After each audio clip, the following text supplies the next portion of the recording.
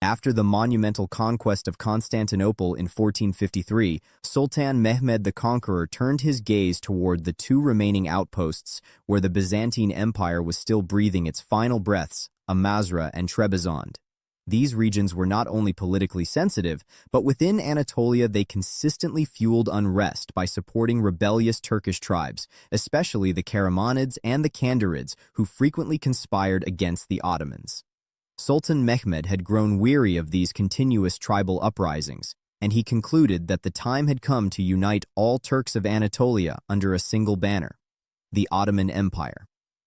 Along the coast of the Black Sea, Ottoman authority was still fragile. Much of the shoreline remained under Christian dominion or in the hands of Turkish nobles like the Kandarids, whose loyalties were often doubtful.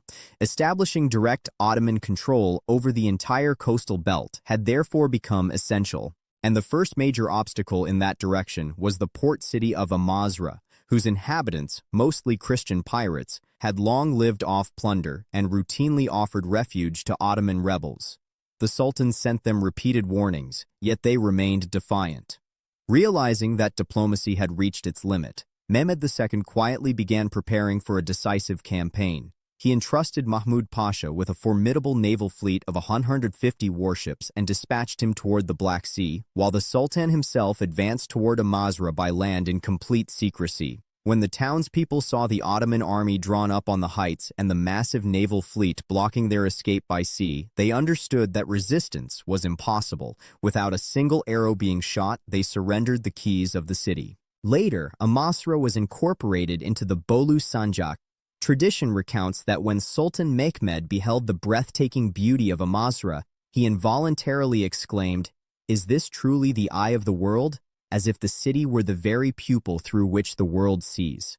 The conquest of Amasra firmly strengthened Ottoman control over the Black Sea coastline. But the Sultan's mission did not end there. The dominion of the Kandarid dynasty still remained an obstacle along this belt. Although they were technically Ottoman vassals and paid tribute, their ruler, Ismail Bey, repeatedly forged secret alliances with Trebizond, Karaman, and even Western Christian powers against the Ottomans. The Sultan decided that this territory too must be incorporated, yet without resorting to war. He chose diplomacy over force. Historical accounts tell us that he demanded the fortress of Sinope from Ismail Bey and offered him high rank and favor if he submitted voluntarily. Otherwise, the Ottoman army would march at once. Despite his strong fortifications and artillery, Ismail Bey bowed his head. The Sultan granted him the regions of Aniol and Yarhisar as fiefs and appointed his son Hassan Bey as governor of Bolu. Thus, an entire domain joined the Ottoman Empire without a single drop of blood being shed.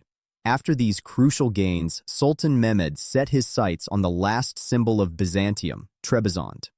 The ancient Komnenos royal family had ruled from this city on Anatolia's eastern shore since 1081. They had once sat upon the Byzantine throne itself, but after the Crusader sack of Constantinople in 1204, they established a separate empire in Trebizond, which survived for nearly 2 centuries. Trebizond had grown into a thriving commercial center, yet the conquests of Sultan Bayezid This and successive Tatar raids gradually weakened it. The Ottoman defeat at Ankara in 1402 granted Trebizond another 50 years of survival. During this period, the Komnenos rulers tried to safeguard their state by marrying their princesses into the families of powerful Turkish lords, among them Uzun Hasan of the Ak Koyunlu. In 1456, the Ottomans raided Trebizond and captured more than 200 Greeks, releasing them only after collecting ransom. King John IV of Trebizond agreed to pay tribute thereafter, but behind the scenes, he continued to forge clandestine alliances with Karaman, the Kandarids, the Aki Koyunlu, and the Georgian princes. Internally, the kingdom fell into turmoil. After John IV's death, the throne passed to his 9-year-old nephew, but within months the child was overthrown by his uncle David. Meanwhile, Trebizond had failed to pay tribute for several years. At this point, Sultan Mehmed made the resolute decision to launch a full campaign against Trebizond in 1461. The Sultan amassed more than 500,000 troops in Bursa and prepared over 100 warships in Constantinople. The secrecy of these preparations was so strict that not even his ministers knew the true destination of the campaign. When a pasha dared to ask, the Sultan replied with his famous words, "If even a single hair of my beard were to learn my intention, I would pluck it out and burn it." When the army reached Ankara, the Sultan finally announced that Trebizond was the target. Advancing eastward, he first struck at the frontier regions of Uzun Hasan, forcing him to seek immediate peace. This left Trebizond's king completely isolated. In July 1461, the Ottomans laid siege to Trebizond. As the encirclement tightened, David trembled at the prospect of bloodshed and surrendered the city. According to earlier assurances, he was promised land in the Balkans, but later, in 1463, David, his 3 sons, and the former king Alexios V were executed in captivity. David's daughter, Anna, was taken into the Sultan's harem.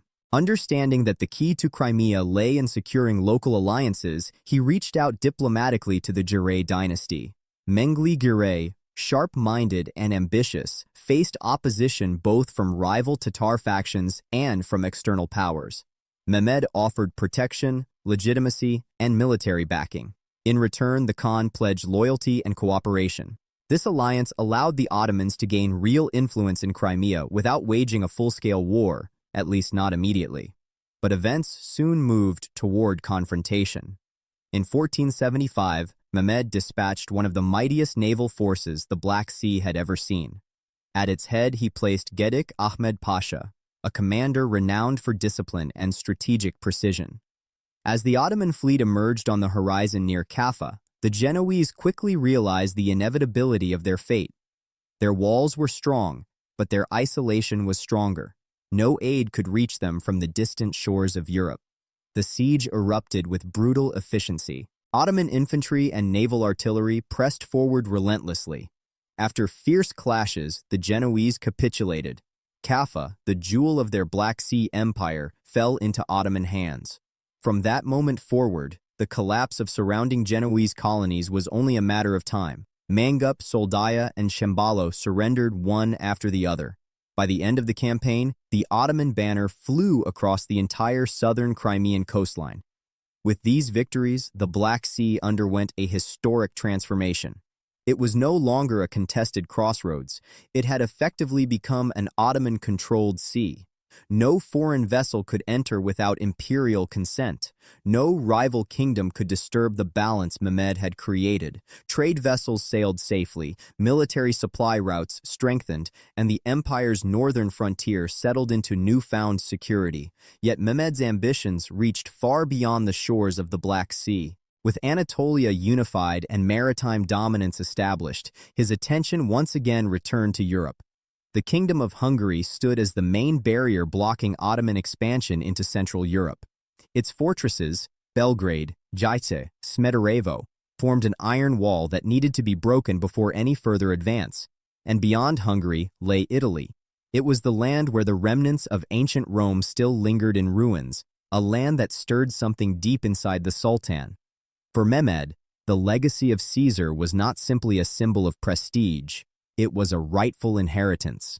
He is said to have proclaimed with absolute conviction that Rome was the throne of the Caesars, and he himself was the Caesar destined to reclaim it. But before that vision could take shape, he first had to shatter the Hungarian line and bring the Balkans into complete submission.